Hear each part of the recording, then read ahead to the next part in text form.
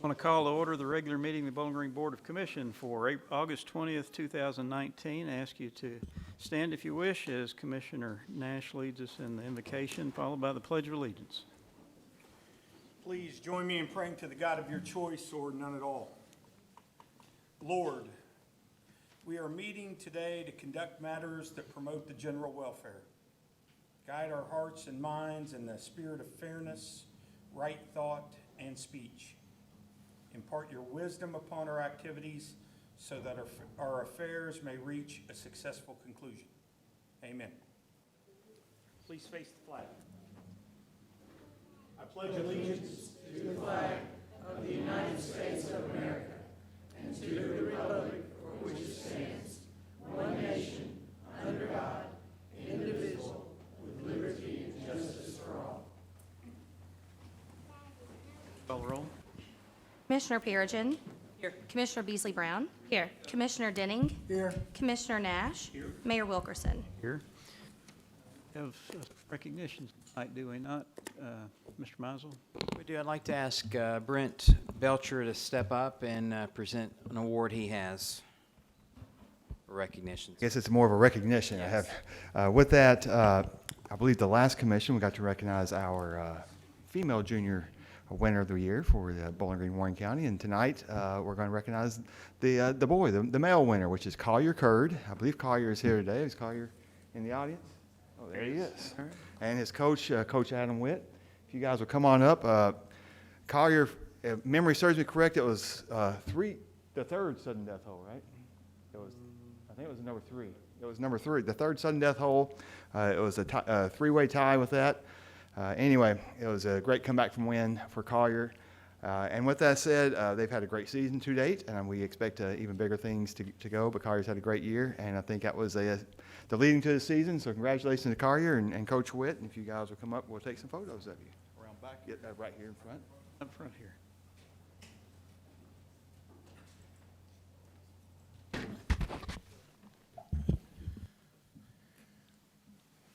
Make sure am I in there? Right to center.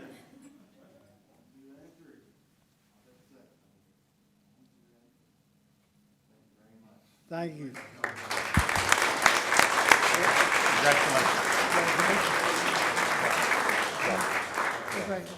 We appreciate all of our high school golf coaches and players, as that is a priority for our city golf, municipal golf courses, and this exemplifies itself with this tournament. So thank you very much.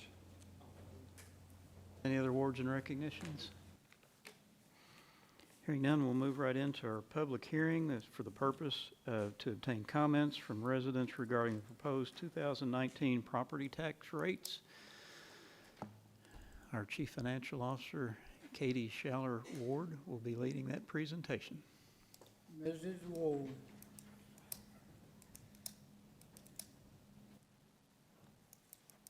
Good afternoon. Hello. We recently received the property assessments from the Property Valuation Office, Administration Office, and so as of January 1st of 2019 are the property values that we are now proposing to set our property tax rate for.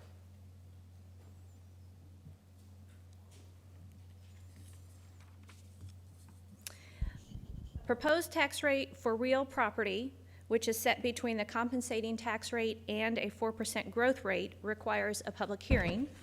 We did a notice of public hearing published in the Daily News on both August 9th and August 13th, so we were within the required KRS 132027 statute.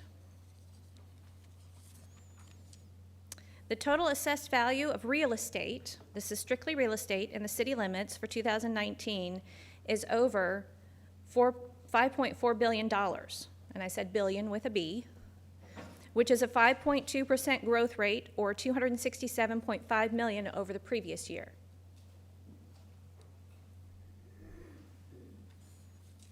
Existing real estate assessments grew by 1.9%, which was just over $97 million for 2019.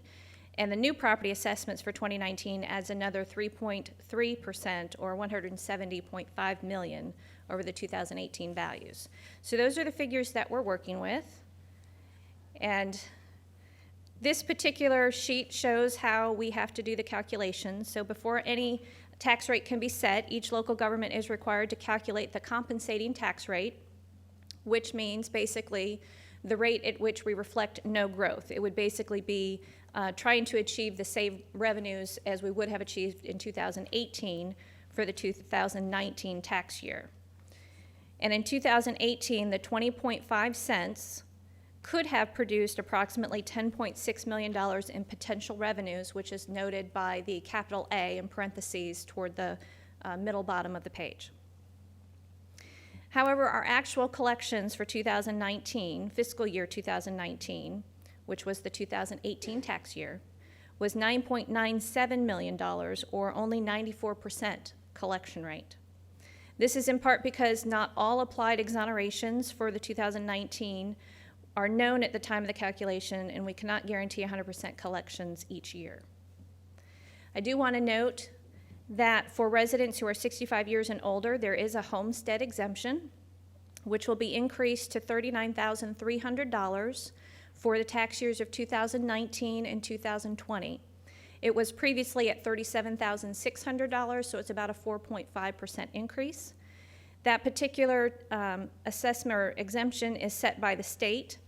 The homestead exemption is adjusted every 2 years for inflation, and the Kentucky Office of Property Valuation Administration determines that amount. So it's nothing that the city has any control over. But I wanted to note that is an increase for the 2019 tax year, which is what we're talking about here today. Would you mind repeating again what it was, the previous homestead rate was? Previous homestead rate for 2017 and 18 was $37,600, and it's going to go to $39,300 for the 2019 and 2020 tax years. The first $39,000 of what their property is worth is exempt, and then they pay taxes on the rest. That's correct. That $39,300 comes off of the assessment value before property tax is then applied to it. Okay, so this part of the calculation is if we were to consider a 4% tax rate increase. A 4% growth rate is the maximum allowable by state statute, which is not subject to a recall. And that rate would be 20.9 cents and could produce 11.3% or $11.3 million in potential revenues, again, before any new homestead exemptions or other exonerations were applied for that calendar year. However, if we consider a 94% collection rate like we had this past year, we'd only be looking at about a $10.6 million revenue produced on that particular rate. So the current tax rate is 20.5 cents, which has the potential to produce $11.1 million in revenues, again, before any exemptions or any other exonerations are applied for the tax year. And if we do consider a 94% collection rate, then we're looking at about $10.4 million that we could hopefully collect this year. We did a conservative budget figure of about $10.2 million. So if we can come in at 10.4, we'll be doing better than what we had budgeted. And the FY20 budget figure is 8.5% increase over the FY19 budgeted amount of $9.4 million. And it's a 2.3% increase over our actual 2019 collections of $9.97 million. So again, it's a conservative revenue budget that we proposed, and this is just for real estate property tax at $10.2 million. Since the board basically in the past has provided that we're going to live off of the assessment growth and we're not going to raise taxes unless it's fiscally required to do so, I'm recommending that the tax rate stay the same as it was for 2018 at the 20.5 cents per $100 of assessment. As an example, if you had a $100,000 assessed value on your home, then you'd pay $205 in property tax.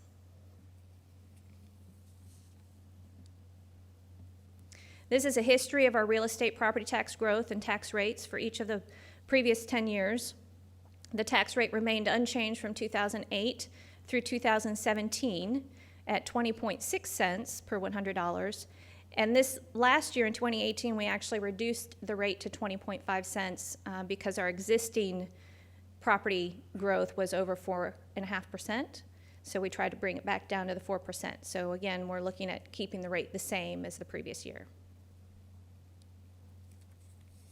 And in comparison, just to give you an idea of the average property rates across the state, the average for cities, counties, and you can see real property tax rate and personal property tax. The public hearing is not required for the personal property tax. It's specifically required for the real estate, but I wanted to show this information here as a comparison. These are 2018 rates because most cities have not set their 2019 rates yet, but this is the average rates that could be applied. So our 20.5 cents per 100 compares to cities and counties and other school districts. And then on the personal property tax rate, we have a 26-cent rate, which we have had since 1980. And prior to that, it was 30 cents. So it was reduced for the 1980 rate to the 26 cents, and it stayed the same ever since. So if no changes have been made to that rate. In total, of all taxes that the city collects, so that's not just real estate or personal property, but we also collect insurance premiums, bank franchise taxes, telecommunications franchise, and then penalty and interest on property taxes. Our tax budget is about 22.7% of the general fund revenue and about 16% of all funds revenue that we have in our budget. So it's an important revenue. It's our second largest revenue source that we have is in taxes. And real estate and personal property make up the majority of that at about 82%.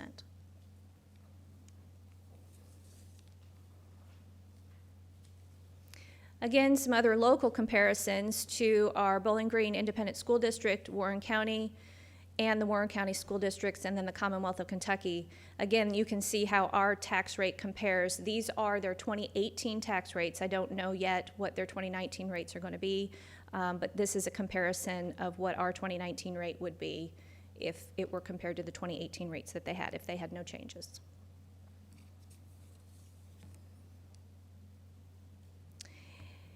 As I wrap up the public hearing, I just have a few additional general information items to share. Persons that own property in the city of Bowling Green will receive 2 property tax bills, one from the city and one from Warren County. You have to pay both. City invoices will include the Bowling Green Independent School District taxes due for those who own property within the city proper independent school district. It's a small area of the city, but we do collect the property taxes for the independent school district. We do not set their rate, but we do collect it on their behalf. So that will be on the city tax bill if you live within that district. City taxes are due December 31st, 2019. That day falls on a Tuesday this year. There is a 10% penalty that would be applied if it's not paid by December 31st. The city will accept a postmark by December 31st, and we have an overnight drop box just outside of the City Hall Annex. In addition, we take payments online. There's a small fee, I think it's $2 to do that, but we do accept payments online as well at the Bowling Green website. City offices will be closed on January 1st, so there's an opportunity there for some folks.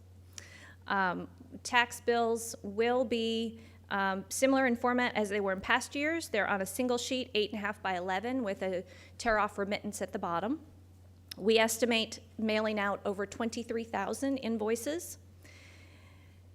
We'll probably get close to 1,000 of those back because we'll have the wrong address on them.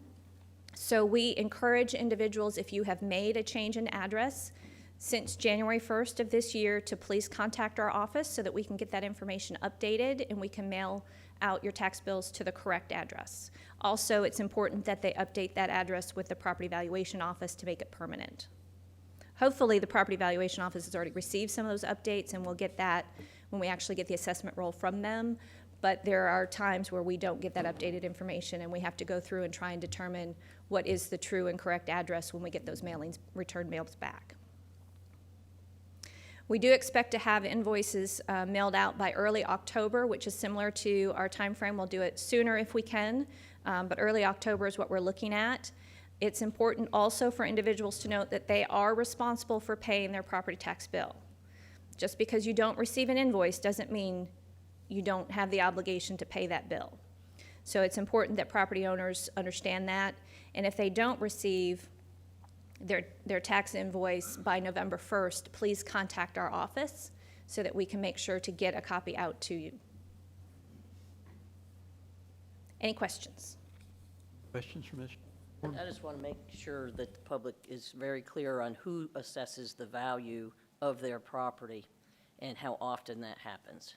Because I get a lot of somebody will say, well, you raised my taxes, and, you know, the city of Bowling Green does not assess the value of others' property. That is correct. It is the Warren County Property Valuation Administrator who assesses all properties. I believe it's on a 5-year cycle, 4-year cycle.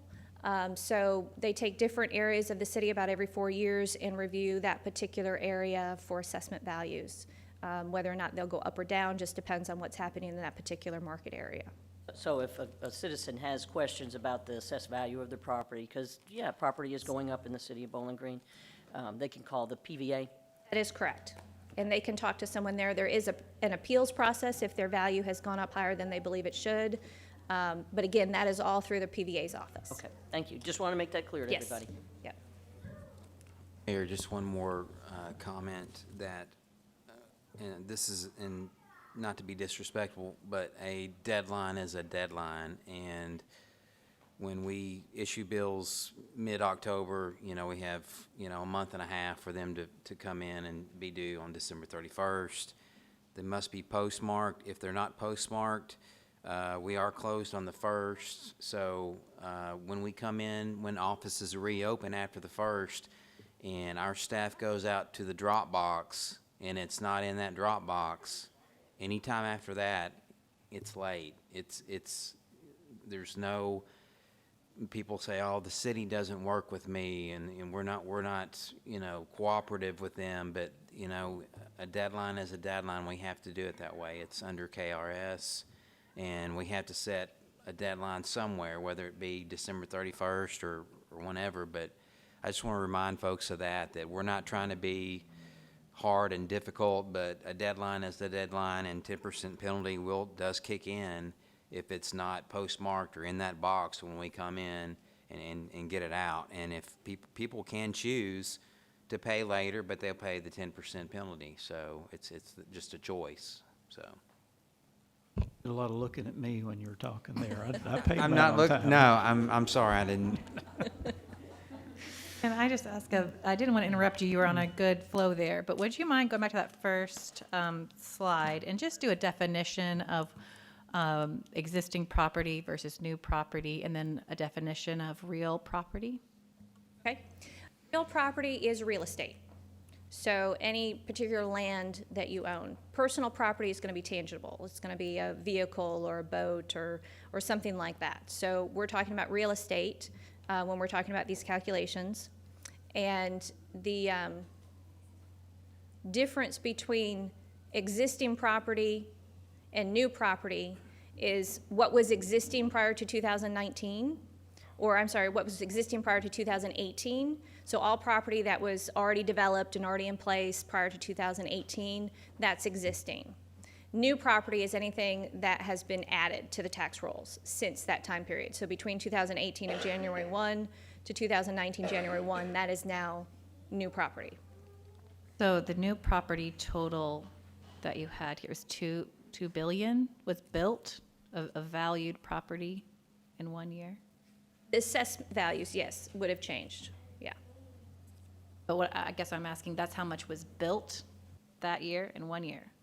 I can't say that's how much was built, but that's how the. What came online as a Correct. new property? Yes, yeah. So it could have been something that was previously under an exoneration or some other exemption, whether it was ag property or something like that. So it's now become an assessed property, so that would be the new property. Can it also include new zoning when we rezoned? into it this? could. I mean, Yeah. not zoned, but. Annexations, Annexation, sorry. yes, Wrong yes. word. Yep, that's exactly correct. We- Questions from the commission?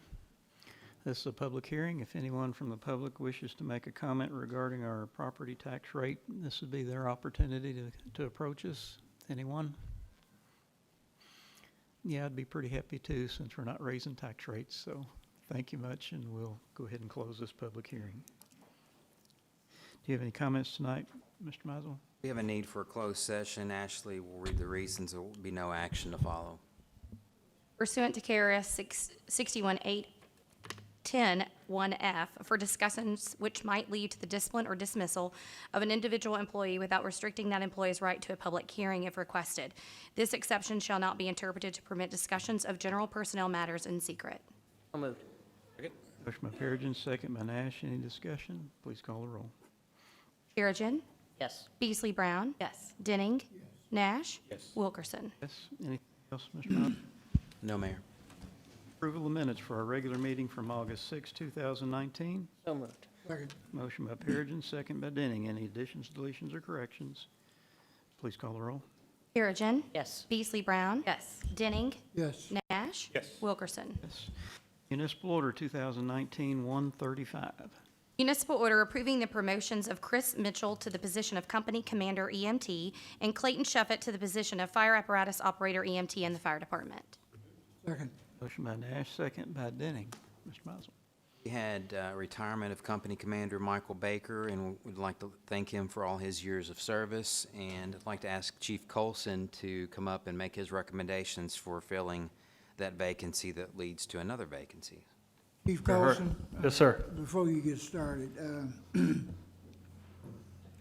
I know that one of the things that I admire about you is that you always do your homework. This Mitchell promotion tonight, did you check him out pretty good? You didn't tell me about this. I asked her if there going to be any issues. No, sir, apparently not. Well, I know his family real well and have for many years, and if anything had come up, I wanted you to know about it, but apparently it hasn't. Okay. He comes from good stock. Okay. Phew, got me nervous. It is my pleasure, Mayor and Commission, to be here this evening to present recommendations for promotion for two positions inside the fire department. Just to give you a quick background, the promotional testing for these positions took place in the fall of last year. We had eight members pursue the position of company commander, and 15 pursued the role of fire apparatus operator. These exams, as you know, or this promotional testing consists of a written exam as well as a multitude of tasks that the members are expected to perform or test for that are related to the position that they are pursuing. And hopefully, you know that we work diligently to develop our members and prepare them for the next level of their career. The two members, at least the one member, is that I'm recommending tonight for promotion have pursued opportunities. They've attended training. They've completed professional development courses. And I'm confident that they possess the certifications and credentials to validate their knowledge, skills, and the abilities to advance within our department. So with that, I'm pleased to recommend the following members. For Company Commander, Chris Mitchell. If I can get you to stand, please. Chris has a bachelor's degree from Western Kentucky University. He was hired as a firefighter back in 2010. He's been serving as a fire apparatus operator with our department since 2015. Among many certifications and credentials Chris has, those relevant to his new position, he is a certified fire officer and a state certified fire instructor. And Chris has also been very instrumental in helping our department's health and wellness program. So, Chris's promotion will create an opening for fire apparatus operator. With that, I'm pleased to recommend Clayton Shuffett. If I can get Clayton to stand, please. Clayton was hired also in 2010, so the 2010 class is doing quite well tonight. He also has 9 years. Clayton has completed training and obtained certifications as a driver operator for both our pumpers and our aerials, and he also is a state certified fire instructor. And having been stationed at the airport for the last several years, he is certified as an aircraft rescue firefighter. So, during their careers, each of these members have been a solid performer for our organization. They have made the investments, and they are prepared to serve the citizens of Bowling Green in their new capacities. So I'm pleased to recommend them to you for promotion, and I'll be happy to answer any questions you might have. JD, you got any more sons? How many grandsons are we expecting to be in the department too? All right. They've kind of gotten better as we've progressed. No, it's a great family, and they've been a huge part of the fire service in Bowling Green for some time. Yeah, I want to thank, ladies and gentlemen, anybody have any comments or questions? Please call the roll. Perigin. Yes. Beasley Brown. Yes. Denning. Yes. Nash. Yes. Wilkerson. Yes, congratulations, gentlemen.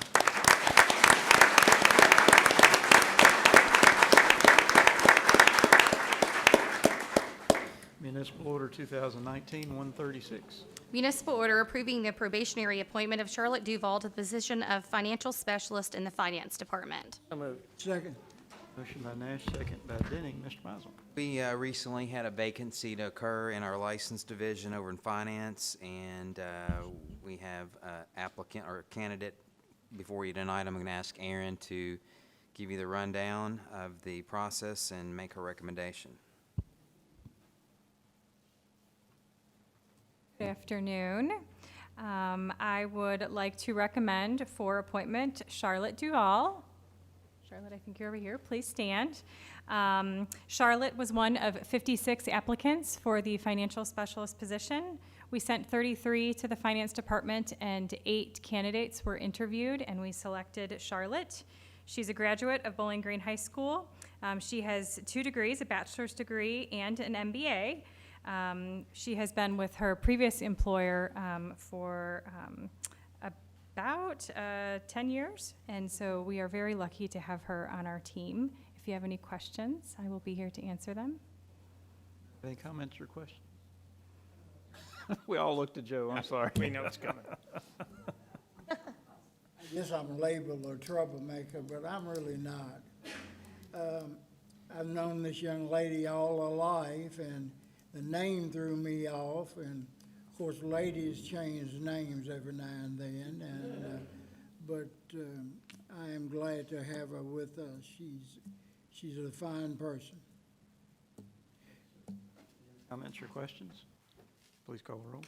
Perigin. Yes. Beasley Brown. Yes. Denning. Yes. Nash. Yes. Wilkerson. Congratulations.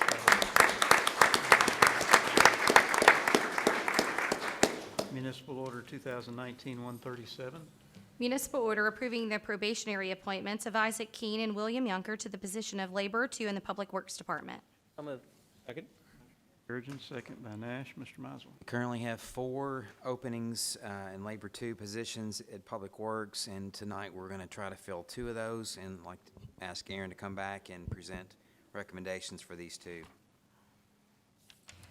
We originally posted the position when we had an initial resignation, and as we got a couple of more, we decided to use that same pool of candidates, and we hired several, or we interviewed several candidates. 34 applied, 23 were passed on to the department for review, and 6 were interviewed. So we've selected 2 tonight to recommend for appointment: William Yunker and Isaac Lee. You have their applications and their resumes, and I'm here if you have any questions. Want to go ahead? Comments or questions? Some are Bowling Green High graduates, but that's just. We'll let it slide this time. Please call the roll. Perigin. Yes. Beasley Brown. Yes. Denning. Yes. Nash. Yes. Wilkerson. Congratulations. Glad to Look have forward you. to it.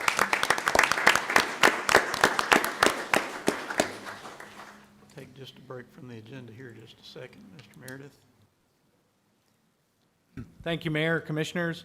I'd like to take just a moment to introduce somebody that's no stranger, of course, to us here at the City of Bowling Green, but I think this is his last commission meeting, if I'm not mistaken.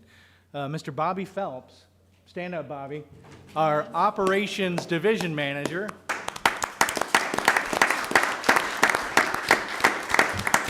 Has unfortunately decided to retire after about 29 and a half years with the City of Bowling Green. Much of that time, the last 18 years approximately, have been spent as Operations Division Manager.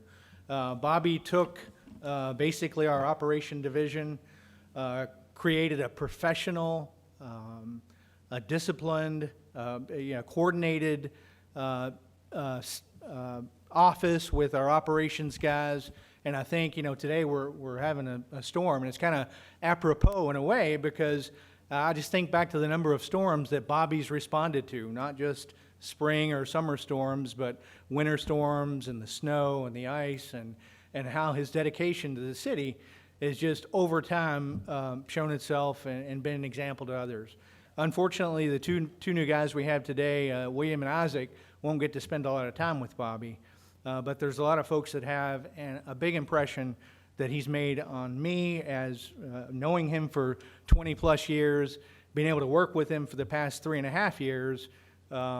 Bobby's a great resource that we're going to miss sincerely. So with that, my congratulations again, Bobby. You dog, I was hoping you'd stay until I left, but you didn't. So thank you, Bobby. He made a promise to me.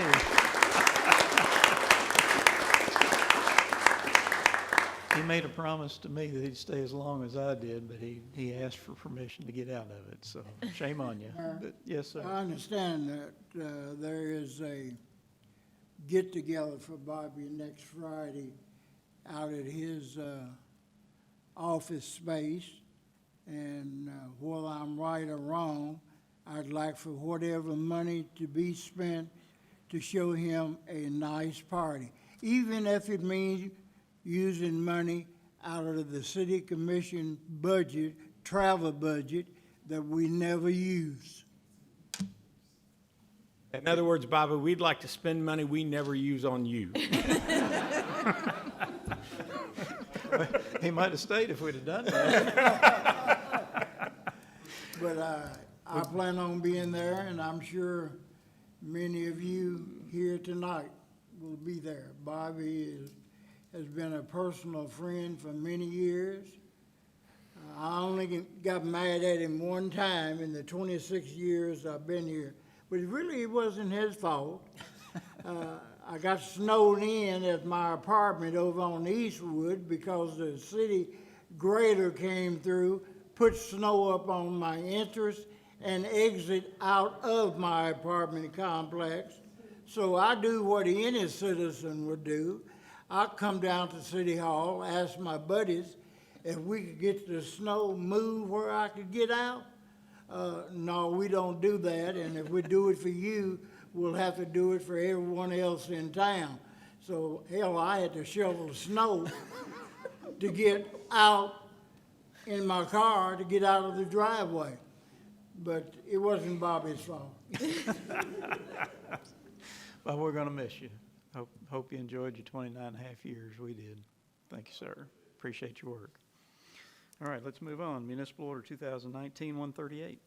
Municipal order authorizing and accepting bid number 2020-05 for Riverwalk at Mitch McConnell Park Wall Repair and Improvement Project from Williams Restoration and Waterproofing Incorporated of Laverne, Tennessee, in the amount of $124,255. So moved. Motion by Perigin, second by Nash. Mr. Mizel.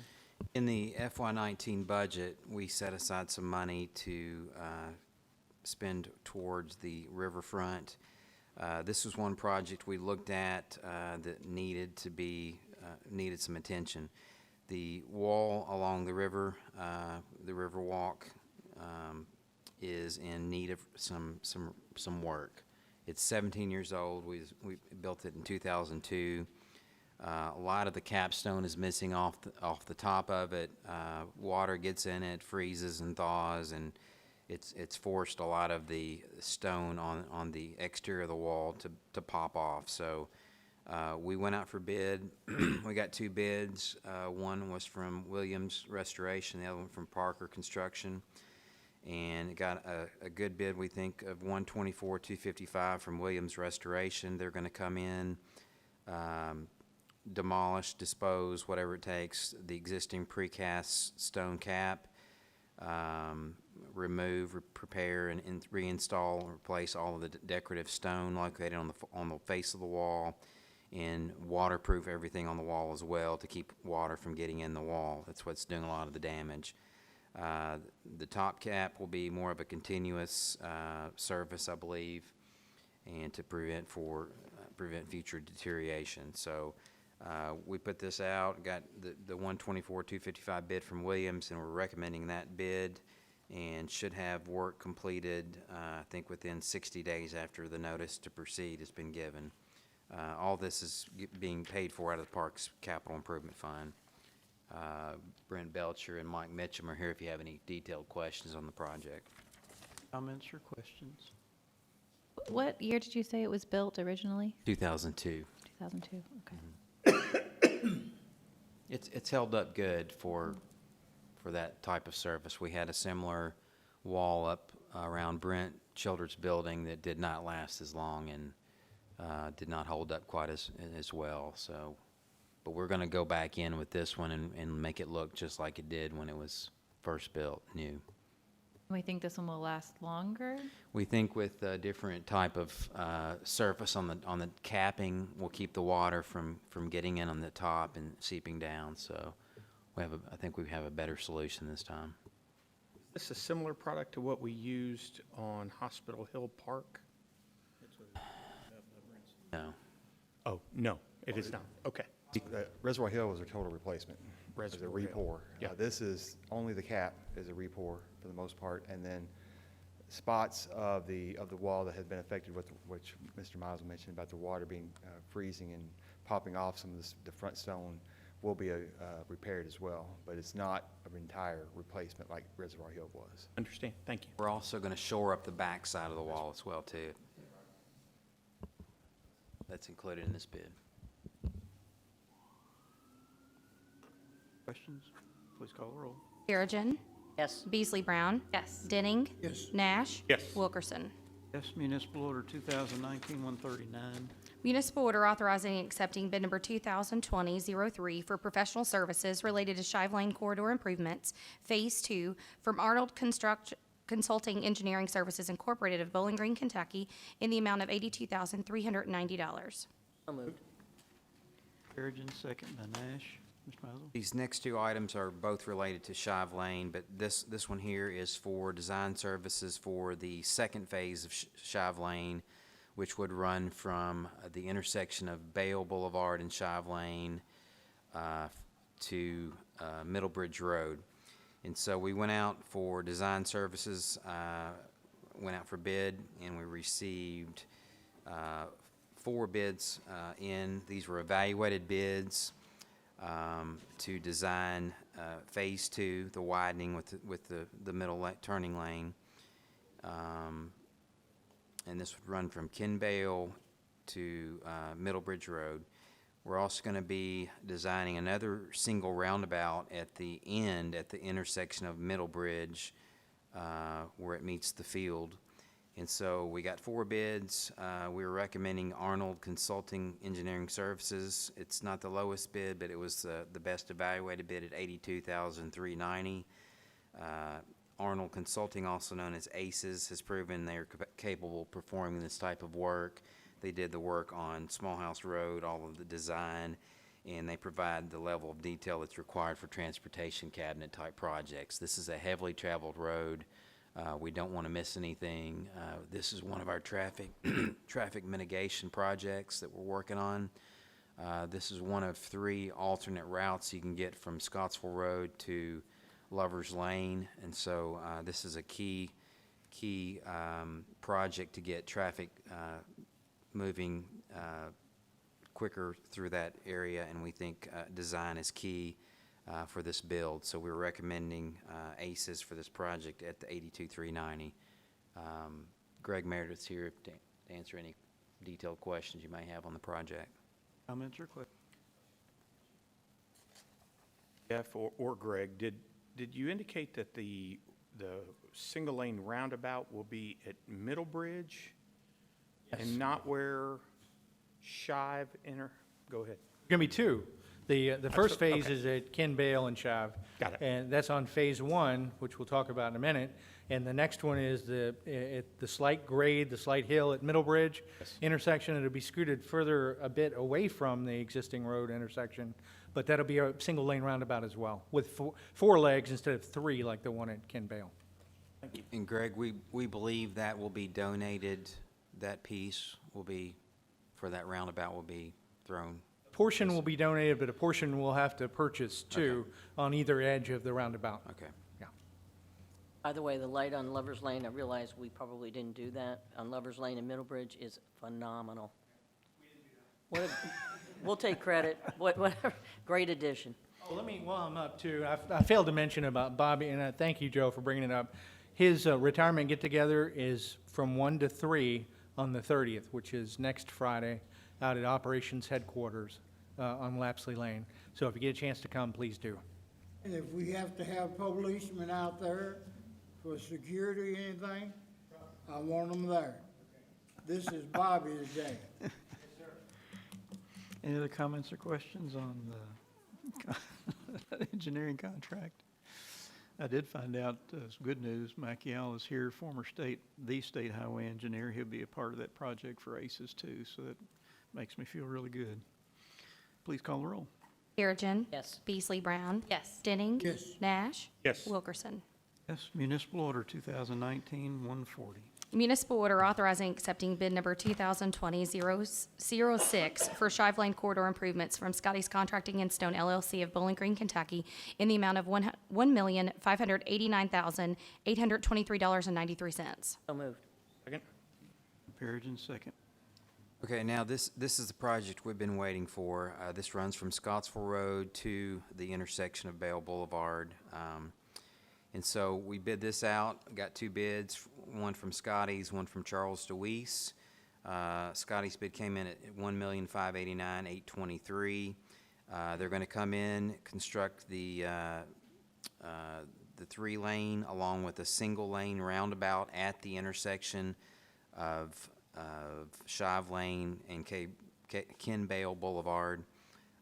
We think that's going to work nicely to move traffic through there. It's an awkward 3-way right now that a lot of people sit and wait forever to get out onto from Shive Lane, so that I think this will work a lot better. They're going to come in, excavate, demolish, install storm sewer structures, pipes, all the necessary work to make it happen, along with irrigation, lighting, traffic control. Again, this is coming out of our future road project fund. We've saved money for this project for years, and it's time to get to work and do the construction. We recommend Scotty's Contracting Scotty's Contracting and Stone LLC for the project. Comments or questions? I just think the roundabout there is going to make a tremendous improvement. Not the ability to turn left off of Shive Lane onto Ken Bale there is a much longer stretch than people realize. I can't tell you how often I sit there and nearly see accidents and don't know how there aren't more accidents there, because people take off thinking that they have plenty of clearance and they really don't. It's going to be a good improvement. Perigin. Yes. Beasley Brown. Yes. Denning. Yes. Nash. Yes. Wilkerson.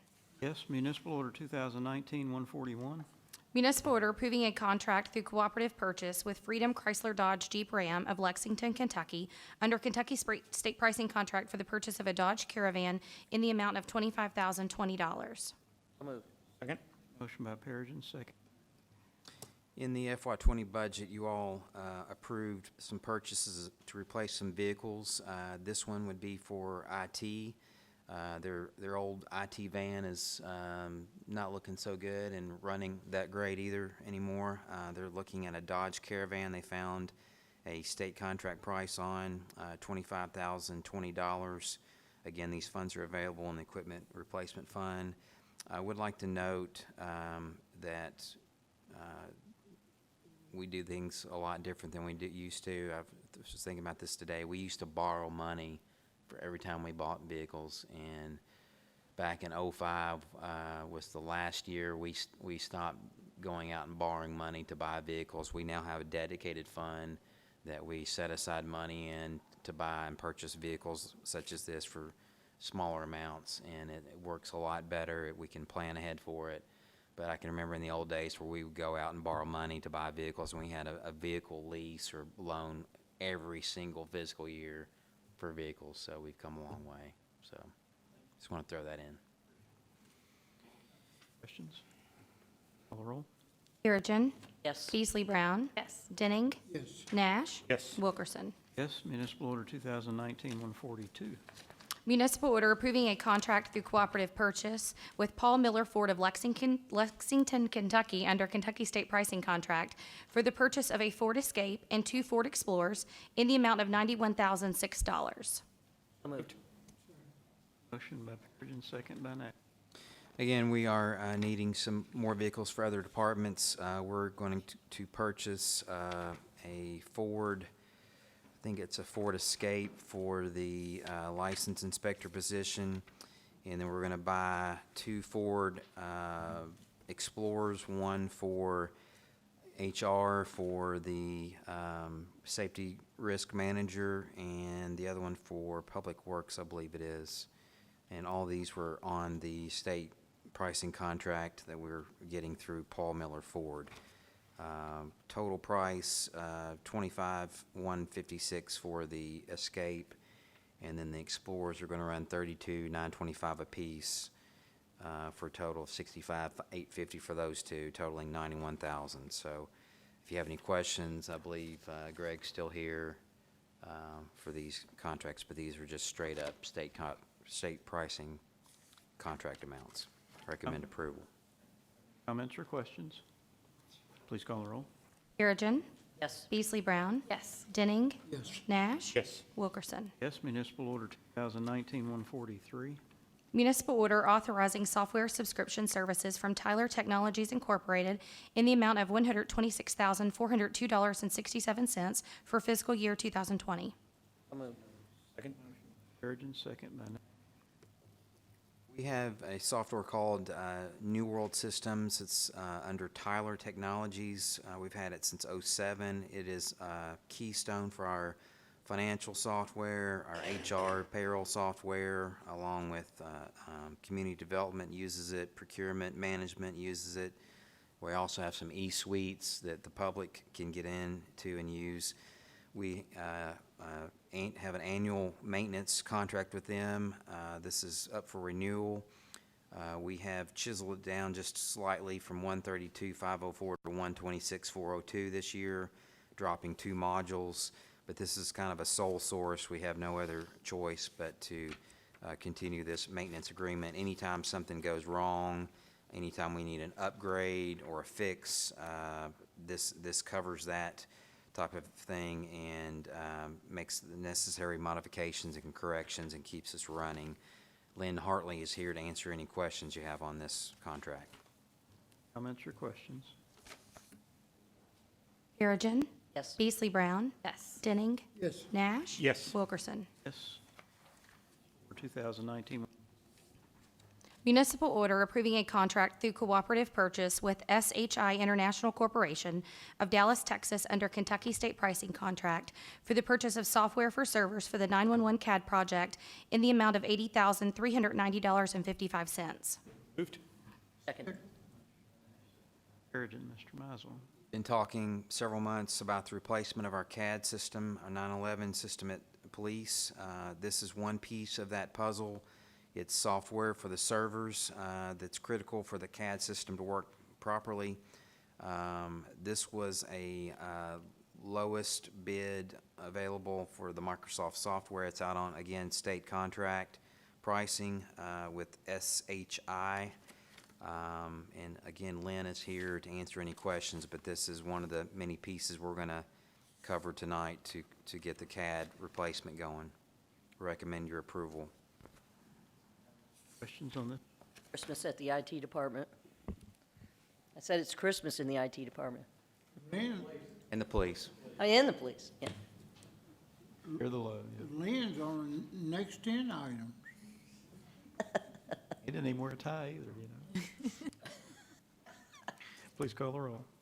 Perigin. Yes. Beasley Brown. Yes. Denning. Yes. Nash. Yes. Wilkerson. Yes, municipal order 2019-145. Municipal order approving a contract through cooperative purchase with Motorola Solutions Incorporated of Chicago, Illinois, under Kentucky State Pricing Contract for the purchase of Premier One software for the 911 CAD project in the amount of $1,530,000. So moved. Perigin, second.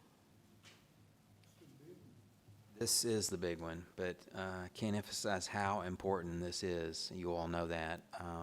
We are fortunate enough to find this, though, out on state contract pricing, which I was really surprised about.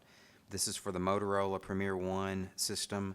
I believe Nashville uses the same system, and so this gives us the ability to expand and grow with this system. I told when we started looking, I said we need something we have the ability to grow with. So this one was chosen. Luckily, there was already a contract out on the state pricing list, and we are asking for a not to exceed price of $1,530,000. The Motorola proposal was for $1,428,263, but there's also always the chance for change orders that come up. So we are asking for a little bit of cushion for this contract. All this is going to be paid for out of a dedicated fund, and Lynn has been running this along with project team of Marilyn, Perigin, Katie, Jean was in on this, Nick Cook, not to mention Amelia at police, and this team's done a great job on this project. I believe getting this under our budget target, and recommend your approval for this contract on the state pricing list with Motorola.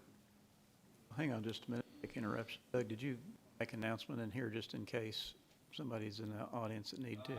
Because of the rain that has fallen the last few minutes, the water has risen fairly high out in the front of the building here. If you've got a car parked at the curb, the water's high enough probably to get in your vehicle, so you may want to check it if you're right on this front curb. I had to run out and move mine to avoid flooding, so if you've got a car there, I would encourage you to go move it. Right now, we're back to the big portion of the CAD project. Are there any comments or questions? Please call the roll. Perigin. Yes. Beasley Brown. Yes. Denning. Yes. Nash. Yes. Wilkerson. Yes. Order 2019-146. Municipal order authorizing and accepting bid number 2019-57 for Hewlett-Packard servers for the 911 CAD project from Vista IT Group of Grand Rapids, Michigan, in the amount of $64,100. So moved. Ash, discussion on this one? These are the servers that the CAD system will be on. They need to be on their own servers, so also for redundancy at Greenwood Fire Station as a backup. We did have to go out for bid, and we got 2 bids, and we're recommending the Vista IT Group at the lower price of $64,100. Comments or questions? Call the roll. Perigin. Yes. Beasley Brown. Yes. Denning. Yes. Nash. Yes. Wilkerson. Yes. Municipal Order 2019-147. Municipal order authorizing and accepting bid number 2019-58 for net app storage for the 911 CAD project from Insight Public Sector Incorporated of Tempe, Arizona, in the amount of $109,139.42. Moved. Second. By Nash, Perigin. Mr. This Mizel. is to provide the storage capacity, the storage area network for the CAD system. Of course, it's gonna have to house a lot of data, and so we are proposing to go with the Insight Public Sector out of Arizona for this bid at the lower price of the $109,139. Again, Lynn can answer any questions on this part. Another piece of the puzzle. The Insight, part of Spectrum. No relation. Insight Public Sector, Inc.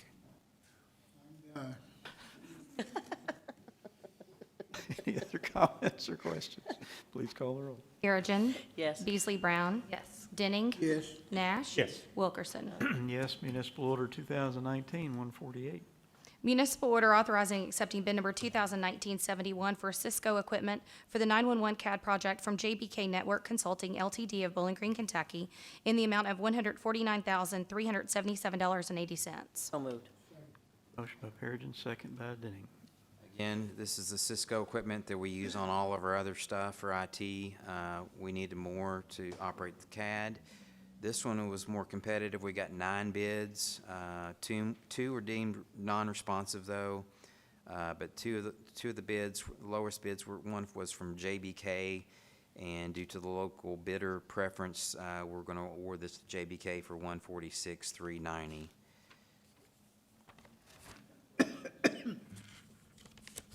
I've calculated right after this one, that'll be about $1,933,000 for the CAD Lynn? system.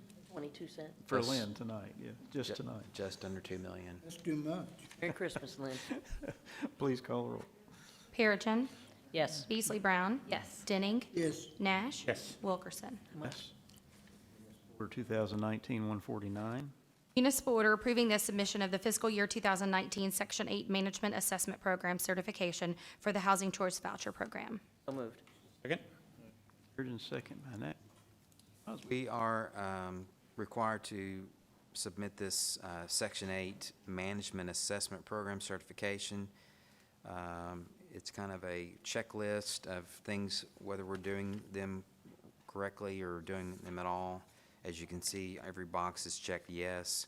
We are an award-winning program when it comes to our Section 8 or Housing Choice Voucher Program. Elvira is here, does a great job with this program.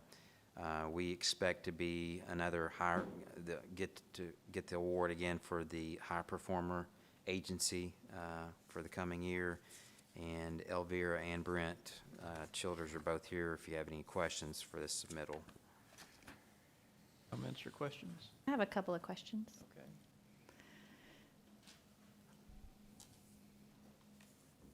Okay.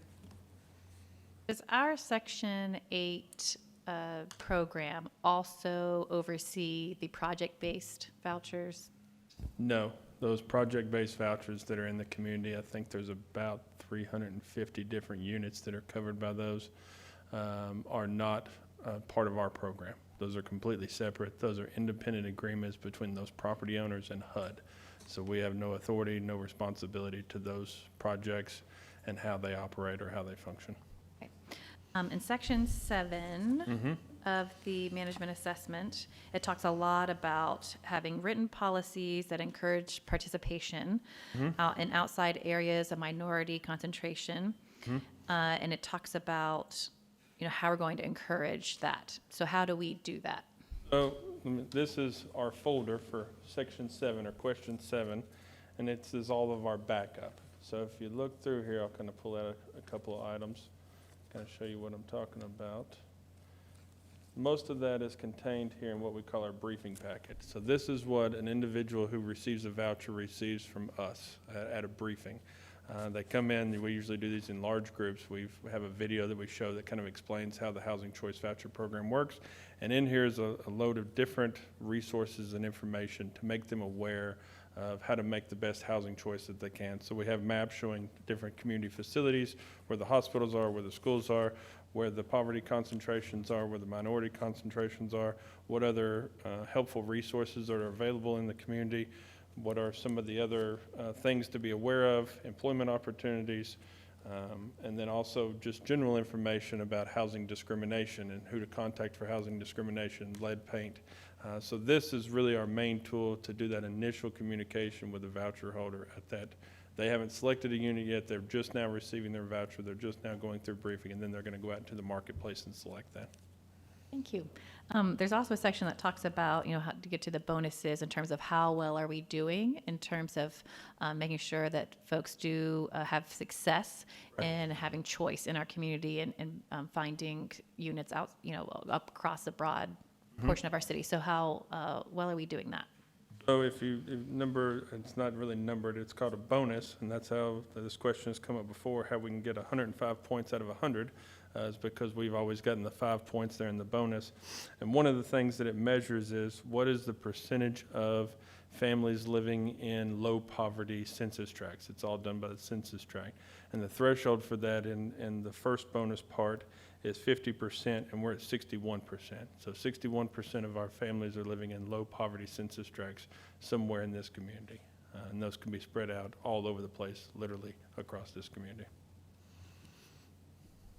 Sulaiman, you look puzzled. I was going to ask a question, but I didn't Okay. want to interrupt. I want to make sure I understood what you just said. 61% of our Section 8 families are living. That's correct. Okay. That's the only one we can measure as part of this tool. This tool is here to determine how well are we doing at running our program, and that's what we're measuring against. So our computer system will actually chart every address based on a census tract, and then can output the report at the end of the year that Elvera will run to do all the calculations here for the report. Understand. I thought I first heard you say that 61% of our population, it's 61% of the Section 8 population. I just had one more question. Under Section 7, it also talks about the actions that we take to encourage participation by property owners.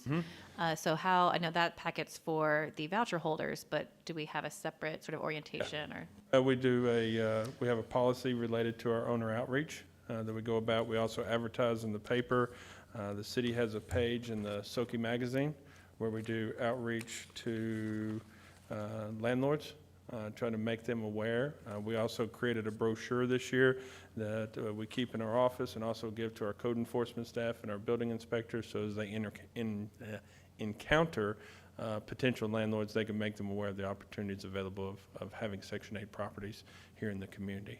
So our biggest resource is really the voucher holders themselves that are going out and finding units and just introducing that conversation. This is a town that has a lot of rental property. It's a cottage industry here locally where there's a lot of people that own 1, 2, 3 units. And so trying to make those inroads with all of those individuals is difficult from us on a public education. So a lot of that comes from that, the voucher holder saying, hey, I would like to lease this unit. I have this voucher, and then we can start that conversation and build that relationship from there. We also have listings available of known property owners and landlords that accept vouchers with contact information in our office for people to have access to, and also units that are available. It's only as up to date as somebody tells us. So we do run into that. So we also try to make those connections, help voucher holders make those connections with landlords in the marketplace.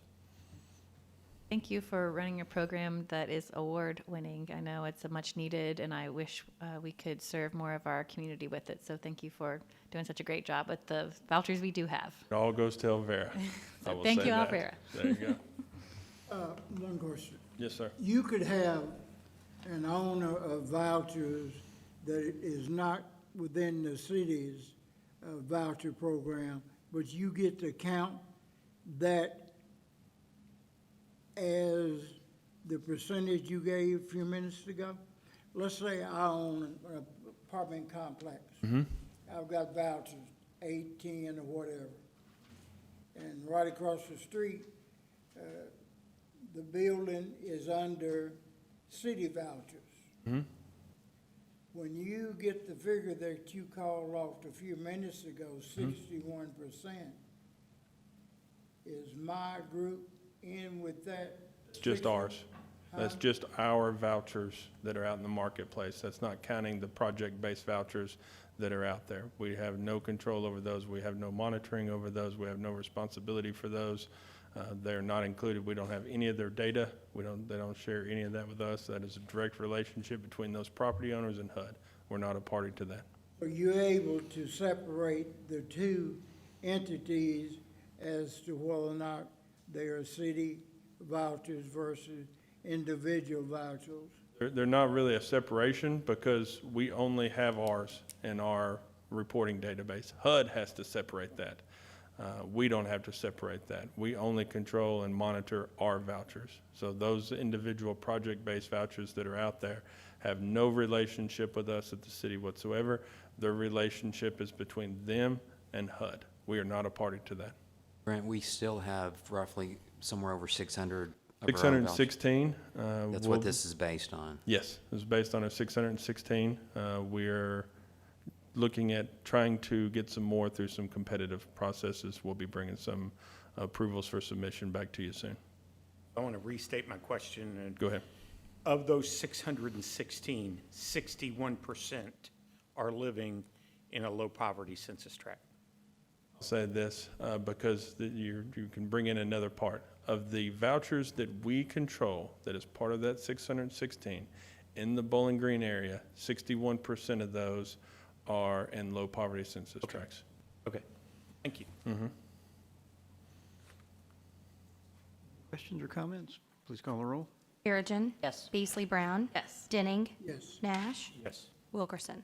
Yes. First reading of ordinance BG 2019-37. Ordinance providing for issuance of industrial building revenue bonds. An ordinance of the City of Bowling Green, Kentucky authorizing the issuance of its industrial building revenue bonds, Series 2019, WKU Student Life Foundation Incorporated project, and one or more series at an aggregate principal amount not to exceed $42 million, the proceeds of which shall be loaned to the WKU Student Life Foundation Incorporated to finance capital additions and improvements and to take other related action. So moved. Moved. Motion by Perigin, second. The WKU Student Life Foundation has requested the city's assistance with an issue of this conduit debt to secure tax exempt status. This has happened from time to time over the years. Nonprofits can use the city or the county to issue this what we call an IRB or industrial revenue bond type debt. It's just a pass-through debt. They get a lower interest rate because it's determined that it's tax exempt. WKU Student Life Foundation is proposing to build a $48 million project. It's called a First Year Village. We put some information in your packets about it. It's basically, they're going to replace 2 dorms, Bemis Lawrence dorm and Barnes Campbell on campus, on the lower end of campus, and build 635 new, or house 635 students in the new dorms. Total bond issue is $42 million. They had some cash on top of that to close the gap to get to the $48 million, I believe. But in your first couple of pages, I'll point you to page 3, section 3. These bonds are not a debt of the city. I want to emphasize that. That's all through these documents. This is debt that will be paid for from the Student Life Foundation, their revenue stream, their revenue bonds, and I'll stop there and introduce to you Mr. Brian Kuster and Mr. Chip Sutherland. Brian, as you know, is with Student Life Foundation. Chip is with Hilliard Lyons, the financial advisor. They're here that can answer any questions on this, but again, this would not be anywhere close to a general obligation bond of the city. It's all pass-through debt. Last one we did of these, I think, was for Hosperis back years ago. County has done these in the past for the Student Life Foundation, but they're in a situation where they still have their bank-qualified money that they can use for some refinancing and projects that they're planning on doing themselves during calendar year 2019. And if they were to go ahead and do this issue, that would mess up their bank-qualified financing for their own projects the rest of the year. So Student Life Foundation has come to us requesting assistance. Katie, do you have any further comments on it? We've looked it over, but Brian's here.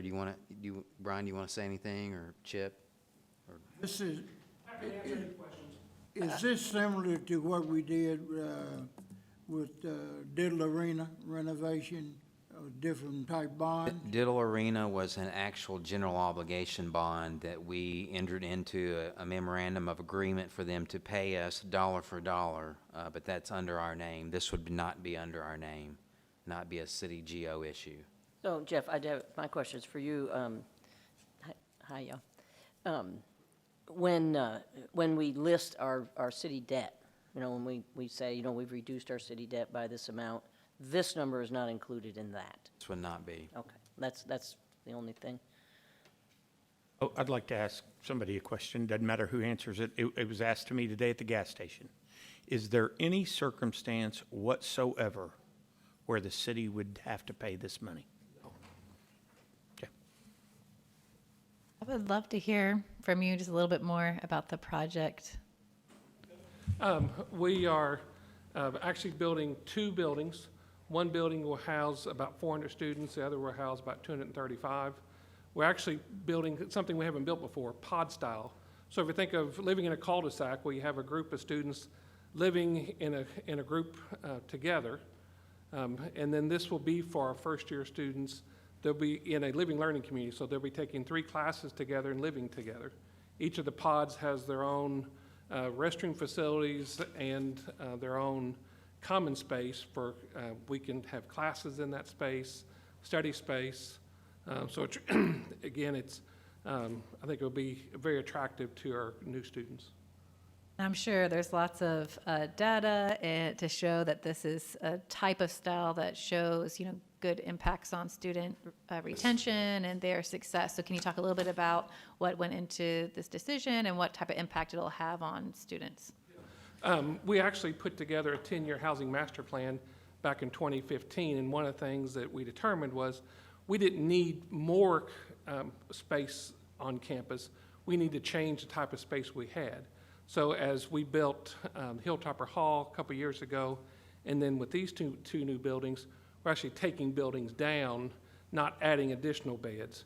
All the research that we have seen for first-year students, them living in a building together and again taking those classes together, universities have seen great success with that, with their retention. And again, that's really our concern is if a student makes a decision to come to WKU, we want to make sure they graduate from WKU.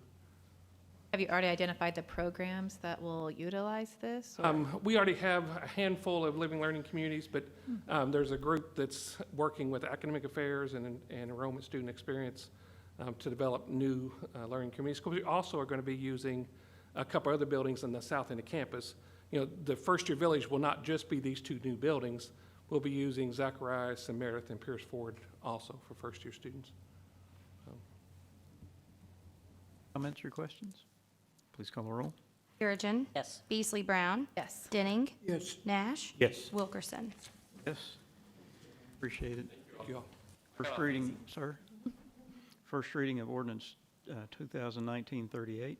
Ordinance relating to property tax rates. Ordinance setting 2019 property tax rates, franchise tax rates, and improvement assessment rates, and setting forth guidelines for payment, penalty, and interest. So moved. Perigin, second. First reading of our tax rate ordinance that we had our public hearing on earlier. Are there any further comments or questions? Please call the roll. Perigin. Yes. Beasley Brown. Yes. Denning. Yes. Nash. Yes. Wilkerson. Yes. First reading of ordinance BG 2019-39. Ordinance annexing right-of-way by consent. Ordinance annexing 0.491 acre of right-of-way located on Cemetery Road at the intersection of Brightway Drive and Indian Hills Drive, presently owned by the Commonwealth of Kentucky Transportation Cabinet, with said territory being contiguous to existing city limits. Move. Motion by Nash, second by Denning. Mr. Mizel, just a small portion. This is just a small portion of Cemetery Road. We've been doing a couple of these where we're annexing the right-of-way, but the state is still responsible for maintaining that right-of-way.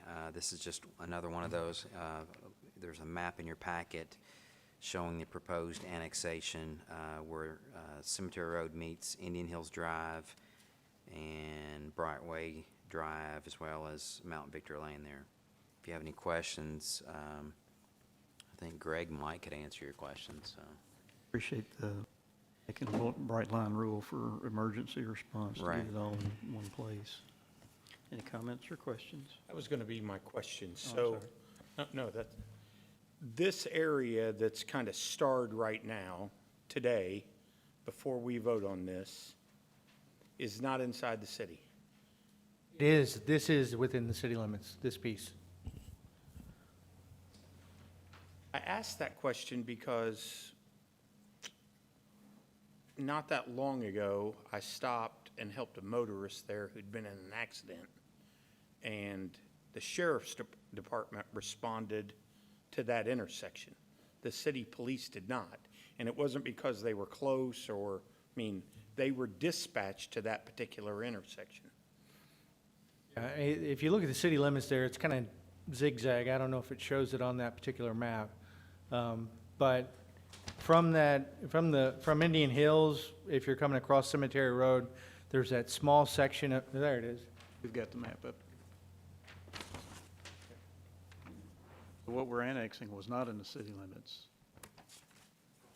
I stand corrected. I thought it was.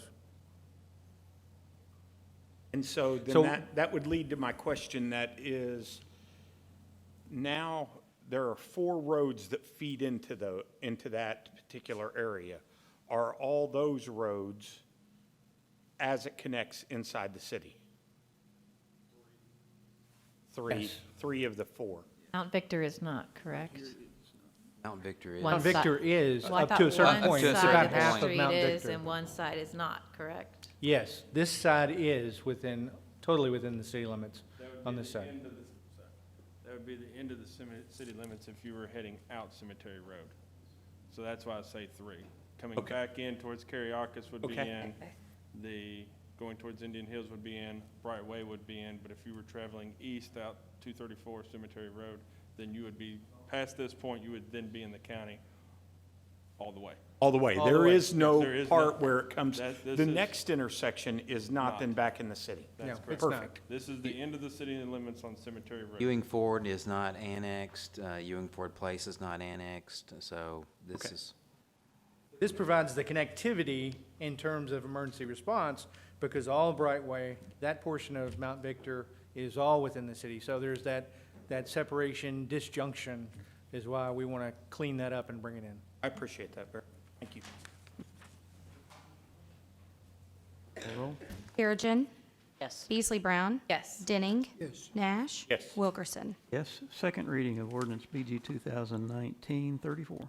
Ordinance relating to classification pay schedule. Ordinance amending the classification pay schedule G for general classified employees for the city of Bowling Green for fiscal year 2020. So moved. Motion by Perigin, second by Denning. This is a second reading of, in a sense, a reorganization in IT. Is there any further comments or questions? Please call the roll. Perigin. Yes. Beasley Brown. Yes. Denning. Yes. Nash. Yes. Wilkerson. Yes. Second reading of ordinance BG 2019-35.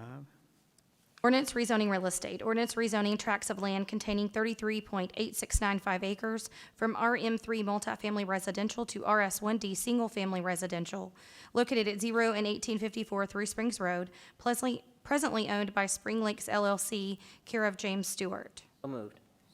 Motion by Perigin, second by Nash. Again, this is a second reading on a unanimous recommendation from Planning and Zoning. Are there any further comments or questions?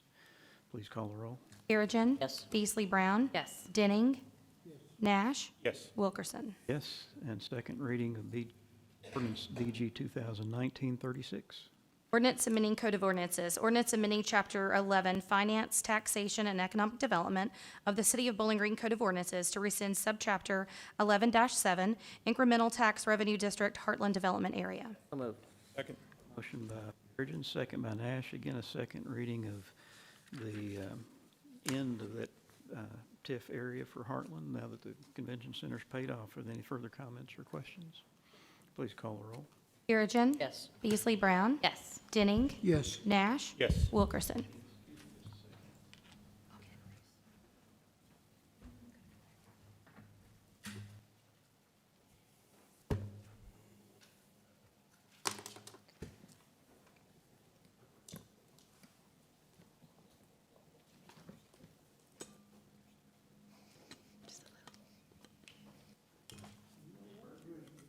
I thought he was leaving. I thought he'd leave. No, I'm not about to leave. No, I was talking about Bruce. We thought the mayor was leaving. He was trying to. We thought he was leaving. Curtis Smith, go ahead. I'm here again, and I will be here at every meeting until you all give me some answers. I am talking about tree limbs that are overhanging where I live. I can't even park where I'm supposed to be parking because there's humongous trees hanging over my car. I have called all of you. I have talked here before. Nothing is done. We have an ordinance in this city, I'm told, that if my grass gets to be 8 inches tall, and I don't cut it, that you'll send your team over there and you'll cut it and charge taxes. Well, that's wonderful. Grass is not going to kill me. These tree limbs I'm talking about can kill me. Those trees are owned by Dr. Zhu. I have written Dr. Zhu. He ignored it, so I sent a registered letter to Dr. Zhu. He ignored that too, for months now. I found out that he says he has a management team for his trees, his properties. Well, the management team is only Dr. Zoo. So now, folks, what am I to do? I've gave every one of you a copy of estimates that I've had on these trees. They go from $480, I believe it was, to $2,000. That's just for limbs. That's not for the cottonwood trees. I would like to see an ordinance on trees. If they're on your property, they're your business. Yes, sir. Mr. Harmon,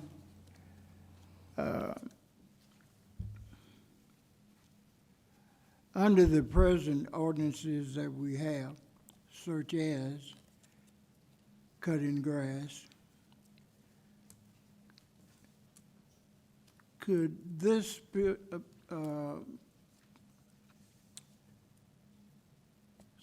subject matter be a part of an ordinance just like some of the other ordinances that we have?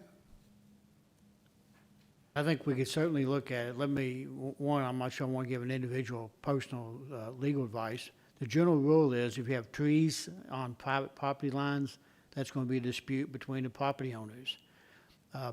As a property owner, if I have tree limbs overhanging my property from a neighbor, I've got every right to go up and trim them at the boundary line to get them off my property. I think we do have some code enforcement language already existing, and I'll let Brent jump in too. You know, if the trees were dead or dying or causing some kind of a personal risk. But right now, we don't have anything that I'm aware of, and Brent can tell me if I'm incorrect. I don't think any code enforcement that says to the city that we're going to cite somebody for having good live trees with no issues that just simply has limbs overhanging the boundary of another property. We've always taken that's a dispute between the property owners. And again, the property owner has every right to go trim the trees from their boundary line up. And I'll say probably the same thing I said before. Before you do that, you better make darn sure where the boundary line is, because people get real tense sometimes when you start trimming trees that belong to somebody else. But traditionally, that's always been a property dispute between the property owners. As long as those trees are not dead, dying, or a danger, or somehow or other violate our property maintenance code. But generally, we have not gotten involved in disputes with properties involving trees. Have we inspected this particular limb to see if there's any branches that are dead or dying and could be dangerous? We've sent staff over to Alberta's place. We've made determinations on the tree. We don't inspect for the health of the tree. Our staff isn't trained for that. But we've been over there. How many times do you reckon somebody's been over there to see you? Twice. Okay. Gene is correct. Trees are handled by the property owners on either side, because the tree does not know where the property line is. It continues to grow without the lines having a bearing on it. The same applies to if a tree falls.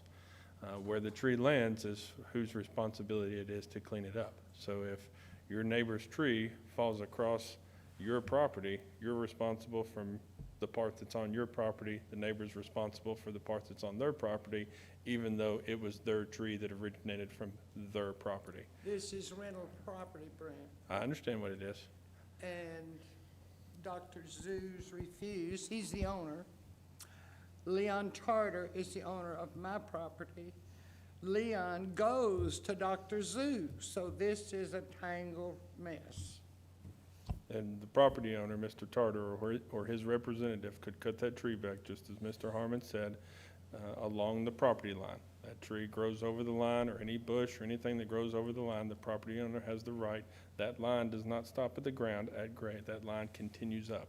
And so as that line continues up, the property owner has every ability to make those adjustments to the tree at that line. They have no authority to go across that line and make adjustments to any materials on the other side of the property that they do not own. So Mr. Tarter could make that investment, make that change. $450 and 93 years old. That's a determination that Mr. Tarter would have to make. on his willingness to make that. I'm just saying that he can make that. Mr. Harmon's point was, you just got to make sure that that line is that line, Who calls the line? the surveyor. So in other words, I've got to pay to have the trees cut after I've paid a surveyor to come and survey where the line is. No, I'm not saying that. The two property owners can agree on what that is and agree on the devices, on the amount of any split or anything, they can agree to that. Those are the two parties involved in this, is the two property owners, not Well, us. Dr. Zoo refuses to talk. Okay. Brent, is there, so you had, Jean, you had mentioned that there is a provision in our current code of ordinances, if there is an unhealthy limb, that then our code enforcement officers know. So that's not, We only address trees that have fallen. We do not make determinations on the overall health of trees on private property. We have staff that will go out and look at trees on public property. So we have arborists and we have professionals that will go out and evaluate trees in our parks and our cemeteries along rights of way. They'll make those types of determinations. We don't evaluate trees on private property. That's the private property owner's responsibility to maintain and care for that tree and make those determinations on that tree. It's not our responsibility, and that's the line that we hold on that. Seems to me that Dr. Zoo and Leon Tartar could handle $200 apiece, but it sounds like they don't want to affect the condition of their tree. Can I ask a question? On my property. The limb that's going over into Leon Tartar's yard that Alberta lives at, can Dr. Zoo cut that on on his property, on Leon Tartar's property? It would be made on his tree, and then it comes over there, I would assume It's so. his tree. Yeah, being his tree, but it's sitting on somebody else's property. Yeah, I mean, that's a legal question that I can't give you an Yeah, exact answer for. yeah, I think But that's I a- would look at it as, yes, he could make that cut. That's, what we really recommend is neighbors work this out. This Yeah, is a working neighbor-neighbor together. issue. And of course, he certainly can with consent, and he certainly can cut any part of that tree that's on his own property. You know, if you got limbs going over, more than likely you've got part of that limb that's going back on your property as well. In fact, it's probably better to cut that limb at the tree than maybe half a branch, but But it's just a matter of keeping it on his side of the property. I've already been hit and bruised by 2 limbs that fell. So what's the answer to this? Suck it up and go home? Is Think- that what my city is for? Bert, I think what I'm hearing here is that the city can't interfere with private property rights. I mean, the owners of that property are the, Can you all get in touch with the owner since he won't get in touch with me? Actually, I think that it would be Mr. Tartar's responsibility if. Mr. Tartar is a 93-year-old man. I'm sorry, but I am not going to haggle him for this. Yes, ma'am, it's his company that he has several employees there that can help him. And Ms. Burr, we can't solve every And problem in the Bruce, you world go for you. talk to him, I'll talk to him. okay? He won't do it for me any more than he would you, but I'll go talk to I'm him. not asking him to. You haven't talked to him about it? I am not going to talk to a 93-year-old man about cutting limbs on somebody else's trees. Let me ask you a question. Have you talked to him about it?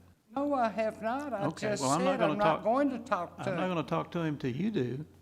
Okay, then we'll go together. I can do that. What time? We have to make an appointment with him, so you'll have to call and make an appointment and let me know when it is. He's and I there can- every morning by 8:30 a.m., 5 days a week. 8:30. I can't tomorrow until about, I can't tomorrow at all, but I can do it Thursday morning, first thing, 8:30. I'll be over I'll there. see you at 8:30. Okay. 121 Nellums. Where he is. I'll be there at the office. That's what I mean. I'll go to the office. I won't come by your house. I'll just go to the office and wait for him there. Do you want this, you want the bids back? Well, yeah, I'll need one of them. All right, thank you. Jennifer, you're up.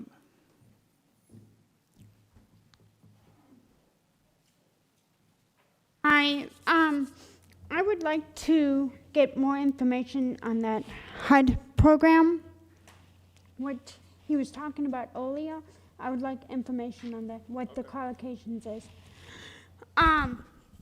What I would like to talk about is it's really hard to get affordable apartments and stuff like that in this town. And what I'm about to say is something that's crazy, but you can do it because I can do it, and I'm not a city commissioner.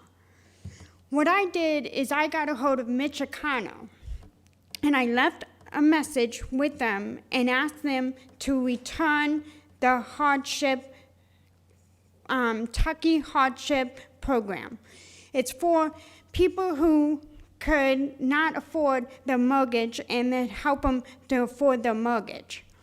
So I know 2-3 people that would help in this situation, and some of them are veterans too. So what I would like for the city commissioners, if they can't put the funding back in, because the state, the treasurer is the one that's actually giving the money for the program, and now it's cut. So if you can't put the money back into the program, could you at least call Mitch O'Connell and talk to him and ask him to reinstate the program? Because right now people are suffering when it comes to that mortgage. And I want to know the information on that program so I can give them to the people who need it. Because they don't know anything about this program. And if they did, they would probably be in the program. Right. And Section 8, there's a huge list, and don't let me not talk about the towers. No way. So that's it, and thank you. Right, next up is Connor, is it Hunshell? Halshell? Good evening, Commissioners. My name is Connor Halshell, and I'm a student here at WKU, and I'm a senior now. So as such, I'm in the midst of deciding where I should go after graduation. I hope to become a primary care physician and help address public health issues in Kentucky. And I've recently interned at the Barren River District Health Department, and I've learned that our city has numerous public health issues to address. And as such, I've considered staying in Bowling Green to work on combating these issues. However, I always have one issue or one thing to consider. I am a gay individual in Bowling Green. After leaving WKU, I have to consider the possibility of being evicted from my home or fired from my job in Bowling Green for who I am. Your all's passing of a fairness ordinance could change all that and would ensure a large group of individuals want to come to and stay in Bowling Green and enhance our community in a variety of ways. I'd written all this a couple months back before the most recent, but certainly not last, vote on fairness. What a slap in the face that night was as I heard friends from across the Bowling Green community describe the blatant discrimination this ordinance would combat, and 3 of you decided to do nothing. Commissioners Beasley, Brown, and Nash, thank you for doing what is not only right, but for actually doing your job. Aside from fairness being beneficial for business and our community, as you've heard many times over, the most important role of our city commissioner is to ensure, or city commission is to ensure that city residents feel welcome and safe. I'm not sure if some of you all forgot that, but when you voted against fairness, you clearly did not want myself and people like me to feel welcome and safe here in Bowling Green, and you failed. Just do your job. That is exactly what commissioners in Dayton, Kentucky did recently when their commission voted unanimously to pass or to approve a fairness ordinance, becoming the 12th city in Kentucky to do so. It is funny because I really had not even heard of Dayton, Kentucky before this, but is now one of my favorite cities in Kentucky. I'm so happy that their youth are now not scared to grow up and stay in the place they call home, and the people there are able to just live and be who they are without fear. Commissioners, please just do your job, or soon enough someone else will do it for you, whether it be when myself and many others vote you out like we've done with some of your previous anti-fairness colleagues, or when we pass a statewide or national fairness ordinance, and Bowling Green is one of the cities remembered as being unwelcoming and stuck in the past.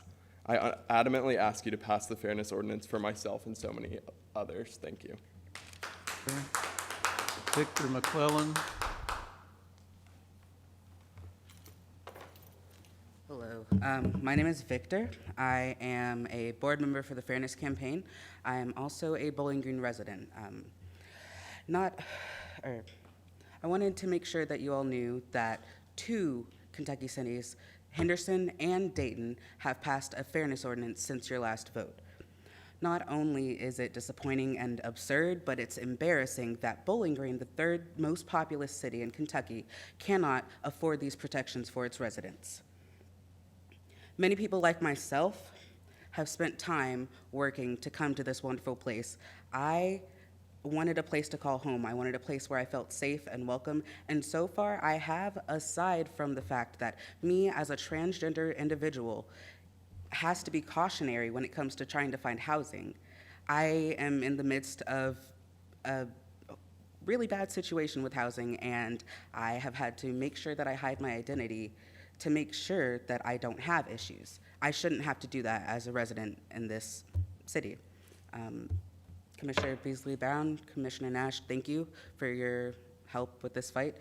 Mayor Wilkerson, Commissioner Perigin, and Commissioner Denning, I implore you and encourage you to rethink your decision and to think about your citizens. Thank you.